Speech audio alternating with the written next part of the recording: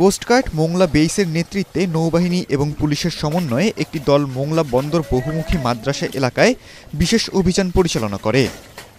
অভিযান চলাকালীন ওই এলাকায় একটি বাড়ি তল্লাশি চালিয়ে উদ্ধার হয় ২.৫ লক্ষ টাকা মূল্যের ১ কেজি গাঁজা ও ৪৩৭ পিস ইয়াবা। এ সময় মোহাম্মদ বেল্লাল হোসেন ও মোহাম্মদ সগীর হোসেন নামের দুইজন কুখ্যাত মাদক ব্যবসায়ীকে আটক করে যৌথ বাহিনী। তাদেরকে মোংলা থানায় আইনানুগ ব্যবস্থা গ্রহণের জন্য সোপর্দ করা হয়েছে। কোস্টগার্ড মিডিয়া কর্মকর্তা লেফটেন্যান্ট কমান্ডার সিয়ামুল হক এ তথ্য নিশ্চিত করেন।